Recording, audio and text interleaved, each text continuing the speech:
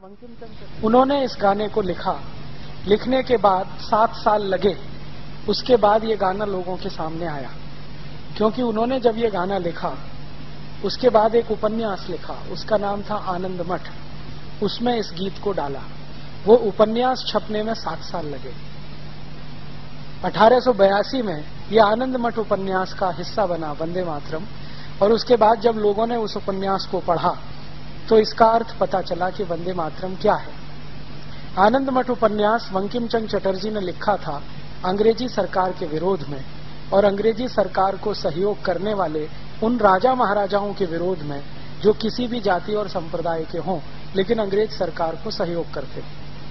फिर उसमें उन्होंने बगावत की भूमिका लिखी और ये कहा कि अब बगावत होनी चाहिए, विद्रोह होना चाहिए ताकि इस अंग्रेजी सत्ता को हम पलट सकें। और इस तरह से वंदे मातरम को सार्वजनिक गान बनना चाहिए, ये उन्होंने घोषित किया। उनकी एक बेटी हुआ करती थी बंकिम चंद्र चटर्जी की, जिसका अपने पिताजी से बहुत मतभेद था। मतभेद किस बात पर था? उनकी बेटी कहती थी कि आपने वंदे मातरम लिखा है, इसके शब्द बहुत क्लिष्ट हैं और बोलने और सुनने वाले की ही समझ में नहीं आएंगे, तो गीत को आप ऐसा सरल बनाइए जो बोलने वाले और सुनने वाले को समझ में आए। तो उस समय बंकिम चंद्र चटर्जी ने कहा कि देखो, आज तुम्हें लगता है कि ये क्लिष्ट है, लेकिन मेरी बात याद रखो, थोड़े दिन के बाद ये गान भारत के हर नौजवान के होठों पर होगा, हर क्रांतिवीर की प्रेरणा बनेगा। उसके बाद हम सब जानते हैं कि ये घोषणा करने के लगभग 12 साल के बाद चटर्जी जी का स्वर्गवास हो गया, वो जीवित नहीं रहे। बाद में उनकी बेटी और परिवार के लोगों ने ये जो आनंद मठ पुस्तक थी जिसमें ये गान था, इसका बड़े पैमाने पर प्रचार किया। वो पुस्तक पहले बांग्ला में बनी, फिर बाद में उसका मराठी हुआ, हिंदी हुआ, तमिल, तेलुगु, कन्नड़, बहुत सारी भाषाओं में छपी और उस पुस्तक ने क्रांतिकारियों में जोश भरने का काम किया। उस पुस्तक में क्या था? ये पूरी व्यवस्था का विरोध करें क्योंकि ये विदेशी है, आताताई है, ऐसा वो सब था। उसमें बहुत सारी ऐसी जानकारियां थी जो लोग सुनकर उबलते थे, जानकर उबलते थे। अंग्रेजी सरकार ने बार बार इस पुस्तक पर पाबंदी लगाई, कई बार इसके बहुत सारे अंश काट छांट दिए, कई बार इसको जलाया गया, लेकिन पुस्तक की मूल प्रति किसी न किसी रूप में सुरक्षित रही, तो ये आगे बढ़ती रही। 1905 में अंग्रेजों की सरकार ने बंगाल का बंटवारा कर दिया। एक अंग्रेज अधिकारी था करजन, उसने बंगाल को 2 हिस्सों में बांट दिया, एक पूर्वी बंगाल, एक पश्चिमी बंगाल। पूर्वी बंगाल था मुसलमानों के लिए, पश्चिमी बंगाल था हिंदुओं के लिए। हिंदू और मुसलमान के आधार पर यह भारत का पहला बंटवारा था। तो भारत के कई सारे ऐसे लोग जो जानते थे कि आगे क्या हो सकता है, उन्होंने इस बंटवारे का विरोध किया और बंग भंग के विरोध में एक आंदोलन शुरू हुआ। इस आंदोलन के सबसे प्रमुख नेता थे लाला लाजपत राय, जो उत्तर भारत में थे, बिपिन चंद्र पाल, जो बंगाल और पूर्व भारत का नेतृत्व करते थे, और लोकमान्य बाल गंगाधर तिलक, जो पश्चिम और मध्य भारत के बड़े नेता थे।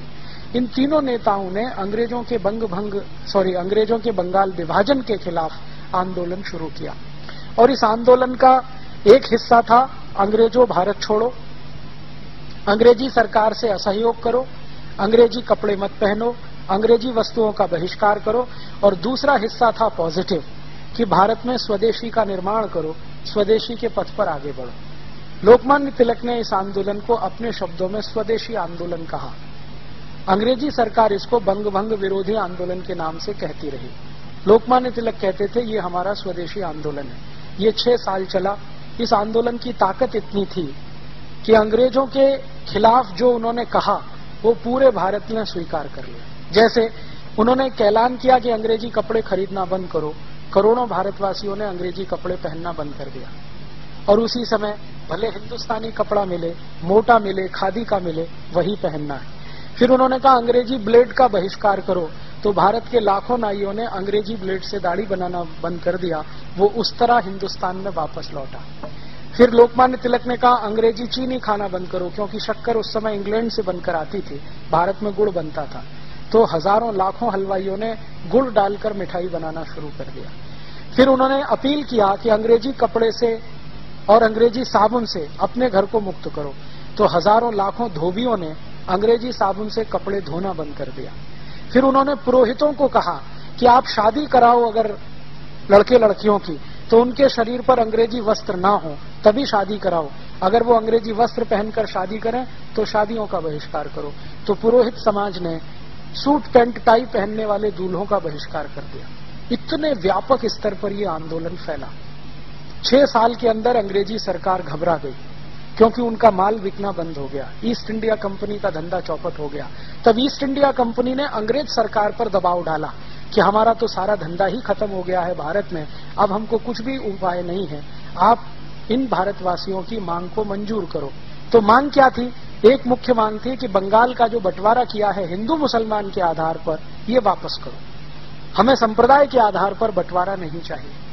और आप जानते हैं कि अंग्रेजों की सरकार ने झुकना स्वीकार किया और 1911 में डिवीजन ऑफ बंगाल एक्ट कानून वापस लिया गया और बंगाल को फिर से एक किया गया। तब लोकमान्य तिलक को यह समझ में आ गया कि अंग्रेजों को झुकाना है तो इनका बहिष्कार ही सबसे बड़ी उपाय है और ताकत है। ये 6 साल जो आंदोलन चला 1905 से 1911, इस आंदोलन का मूल मंत्र था वंदे मातरम। ये जितने कार्यकर्ता थे, लोकमान्य तिलक, लाला लाजपत राय, विपिन चंद्र पाल के साथ काम करने वाले, उनकी संख्या 1 करोड़ 20 लाख से ज्यादा थी। वो हर कार्यक्रम में वंदे मातरम का उद्घोष करते थे। कार्यक्रम की शुरुआत में वंदे मातरम गाते थे, कार्यक्रम के अंत में भी वंदे मातरम गाया जाता था। बाद में क्या हुआ कि 1911 में लोकमान्य तिलक और इन सब लोगों के दबाव में और बंगाल में इतना जबरदस्त आंदोलन हो गया, उसके दबाव में अंग्रेजों की सरकार ने भारत की राजधानी को कलकत्ता से दिल्ली शिफ्ट कर दिया। अंग्रेजों को ऐसा लगता था कि अब हम कलकत्ता में सुरक्षित नहीं है, क्योंकि बंगाल इस आंदोलन का केंद्र था। तो उन्होंने अपने को सुरक्षित करने के लिए कलकत्ता से भागकर दिल्ली में शरण ली और 1911 में दिल्ली भारत की राजधानी बन गई। उसके बाद अंग्रेजों ने एक दूसरा काम किया कि भारत के लोगों को शांत करने के लिए, जो अंग्रेजों के खिलाफ विद्रोह से भरे हुए थे, अंग्रेजी राजा को भारत में आमंत्रित किया। जॉर्ज पंचम भारत में आया सन 1911। अब जब जॉर्ज पंचम भारत में आया तो इन अंग्रेज अधिकारियों ने जॉर्ज पंचम के स्वागत के लिए एक गीत लिखवाया और उस गीत का नाम है जनगण मन अधिनायक जय भारत भाग्य विधाता। क्योंकि इस गीत के सारे शब्द अंग्रेजी राजा जॉर्ज पंचम की स्तुति का गान है। जन गण मन अधिनायक, अधिनायक माने सुपर हीरो, भारत की जनता है, भारत के जो लोग हैं उनके तुम सुपर हीरो, तुम्हारी जय हो। माने कौन? जॉर्ज पंचम। इस गीत को जिन्होंने लिखा वो थे श्री रविन्द्रनाथ टैगोर। और रविन्द्रनाथ टैगोर की लिखी हुई एक चिट्ठी मेरे पास है, जो कभी समय आने पर मैं टीवी चैनल के माध्यम से पूरे देश को दिखाने वाला हूं। उस चिट्ठी में उन्होंने अपने बहनोई को लिखा है, जो थे सुरेंद्रनाथ बनर्जी और लंदन में रहते थे, ICS ऑफिसर थे। उनको उन्होंने लिखा है कि ये गीत मेरे ऊपर अंग्रेज अधिकारियों ने दबाव डलवाकर लिखवाया है, वंदे मातरम के पैरेलल। क्योंकि उस समय भारत में हर जगह उद्घोष था वंदे मातरम का, हर क्रांतिवीर गाता था वंदे मातरम। और इस वंदे मातरम को और ज्यादा लोकप्रियता तब मिली जब भारत का सबसे कम उम्र का क्रांतिकारी खुदीराम बोस फांसी के फंदे पर चढ़ा तो वंदे मातरम कहते हुए चढ़ा। उसके बाद तो सभी क्रांतिकारियों ने इसको बना लिया कि फांसी पर जाएंगे तो वंदे मातरम गाएंगे। वो चाहे भगत सिंह हो, चाहे अशफाक उल्लाह हो, चाहे ऊधम सिंह हो, चाहे शशीन्द्रनाथ सान्याल हो, चाहे कोई भी हो, सबने फांसी पे चढ़ने को स्वीकार किया वंदे मातरम के घोष से। अंग्रेजों को इससे बहुत चिढ़ होती थी, तो अंग्रेजों का ये कहना था कि इसके पैरेलल कोई गाना प्रचारित किया जाए। और उस समय 1911 में आपको मैं ऐतिहासिक जानकारी दे रहा हूं कि रविन्द्रनाथ टैगोर का परिवार अंग्रेजों के बहुत नजदीक था। रविन्द्रनाथ टैगोर के परिवार के ज्यादातर लोगों ने अंग्रेजी ईस्ट इंडिया कंपनी में काम किया। उनके बड़े भाई जो अवनींद्रनाथ टैगोर थे, वो ईस्ट इंडिया कंपनी के बहुत सालों तक कलकत्ता डिवीजन के डायरेक्टर रहे। काफी पैसा उनके परिवार का ईस्ट इंडिया कंपनी में लगा था। तो अंग्रेजों से बहुत सहानुभूति थी रविन्द्रनाथ टैगोर की। ये सहानुभूति खत्म हुई 1919 में, जब जलियांवाला बाग हत्याकांड हुआ और गांधी जी ने रविन्द्रनाथ टैगोर को गाली देते हुए कहा कि अभी भी तुम्हारे आंखों से अंग्रेजियत का पर्दा नहीं उतरता तो कब उतरेगा? तुम अंग्रेजों के इतने चाटुकार कैसे हो गए? तुम इनके इतने समर्थक कैसे हो गए? आप जानते हैं 1911 में ये गान जब लिख दिया तो उन्होंने अपने बहनों को कहा कि ये गान तो मैंने अंग्रेजों के कहने पर लिखा है, शब्दों का अर्थ अच्छा नहीं है, इसलिए कृपया इसको न गाया जाए तो अच्छा है। लेकिन अंत में एक लाइन लिख दिया कि ये चिट्ठी किसी को न दिखाएं, क्योंकि मैं सिर्फ आप तक ये सीमित रखना चाहता हूं, कभी मेरी मृत्यु हो जाए तो जरूर सबको बताएं। 1941 में रविन्द्रनाथ टैगोर की मृत्यु हो गई।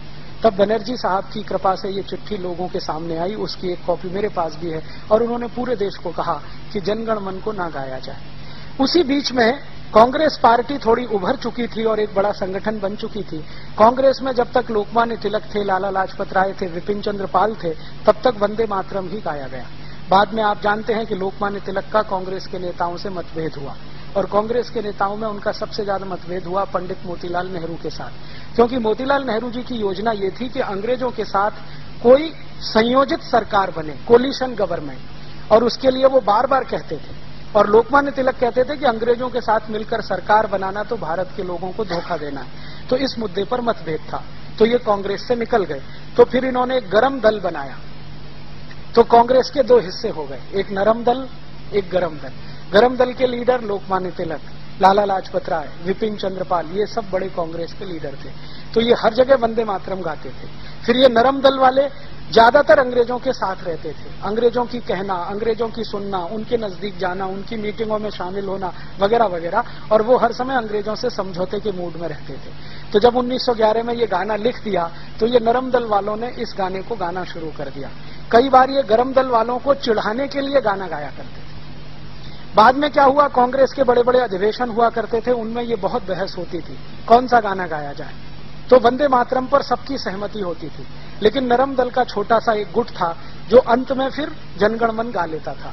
बाद में क्या हुआ कि ये नरम दल के कुछ खुराफाती लोगों ने एक वायरस छोड़ दिया, और वो वायरस ये छोड़ दिया कि ये मुसलमानों को नहीं गाना चाहिए क्योंकि इसमें बुत परस्ती है, माने बुत की पूजा है। मुसलमानों को आप जानते हैं कि बड़ा करंट लगता है ये सुनते ही, तो बिना सोचे समझे उनको करंट दौड़ गया। तो जो मुस्लिम लीग के नेता थे, चूंकि मुस्लिम लीग 1906 में बन चुकी थी और उसी के कहने पर बंगाल का विभाजन भी हुआ था, तो मुस्लिम लीग के नेताओं में करंट दौड़ गया। मोहम्मद अली जिन्ना जब इसके प्रेसिडेंट बने तो इन्होंने इसके खिलाफ बोलना शुरू कर दिया कि वंदे मातरम सांप्रदायिक गाना है, हम इसे नहीं गाएंगे। फिर इन्होंने क्या किया कि दुश्मनी निकालने के लिए जहां भी वंदे मातरम गाया जाता था वहीं पर जनगण मन गाते थे, जहां वंदे मातरम होता था वहीं जनगण मन होता था। तो एक तरह से जनगण मन और वंदे मातरम में कंपटीशन शुरू करा दिया। अंत में ये कंपटीशन इतना आगे बढ़ा कि 1941 में जब टैगोर जी मर गए तो भी ये सत्य उद्घाटित होने के बाद भी मुस्लिम लीग ने कहा हम तो यही गाएंगे। अब अंत में क्या हुआ, भारत आजाद हुआ 1947 में इसी झगड़े के साथ कि वंदे मातरम की जनगण मन, वंदे मातरम की जनगण मन। फिर ये कॉन्स्टिट्यूएंट असेंबली की बहस हुई जिसमें 319 लोग थे।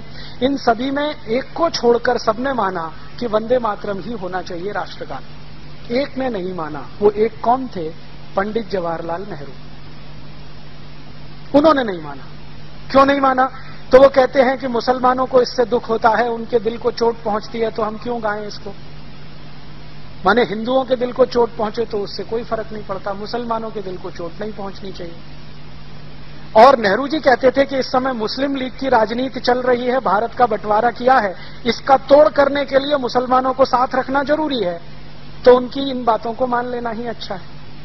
तो नेहरू जी बार बार यही तर्क देते थे। अंत में क्या हुआ कि सभी कॉन्स्टिट्यूएंट असेंबली के मेंबर्स ने कहा जी हमको तो ये बैठता नहीं है जनगण मन, तो फैसला कौन करे। तो गांधी जी के पास पहुंचे, तब तक गांधी जी जीवित थे।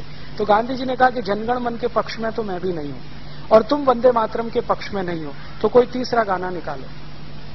तो उन्होंने कहा आप ही निकाल के दे दो।